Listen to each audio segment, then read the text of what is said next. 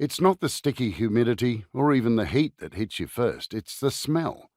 When I was a young sailor aboard the HMAS Derwent back in 1986, the old salts prophesied, correctly, that you could smell Jakarta a day out from port.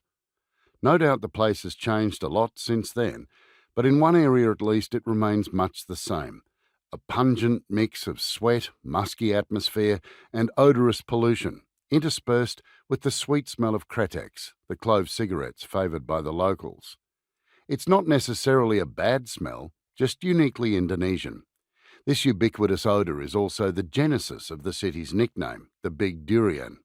Just like the spiky, pungent native durian fruit, once you get past the initial smell, you might actually come to enjoy it.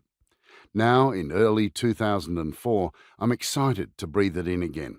I've just landed back in Jakarta, accompanying Kristan on her posting to Australia's embassy in Indonesia, our home for the next 3 years.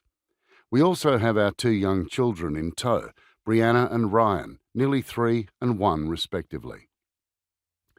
Our house in the embassy's residential compound isn't ready for occupation yet, so we've been booked into the Marriott Hotel for the first couple of nights.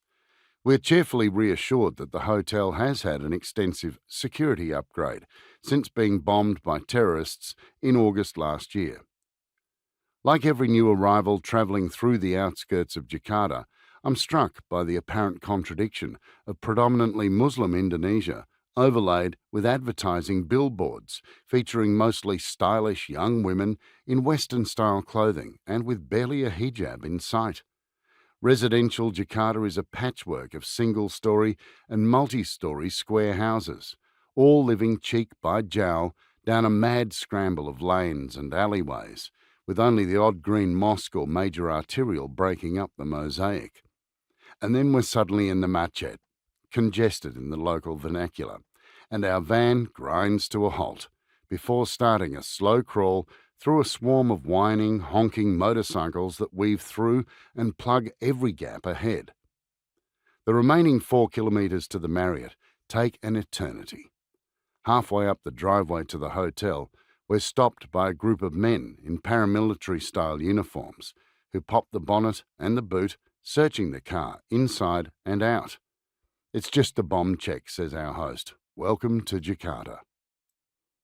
A couple of days later, Kate, the embassy community liaison officer, takes us to our new residence at Belimbing, a large walled compound containing a dozen or so identical 2-storey stone and brick cream-coloured townhouses.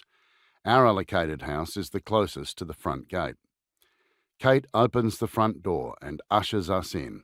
It's a nice place, if looking a tad old and in need of a good paint. The furniture is just stock-standard Department of Foreign Affairs and Trade DFAT issue. Beige couches, wooden tables and sideboards, and a floor rug, which upon closer inspection is actually a square piece of cream carpet. 1980s Canberra chic.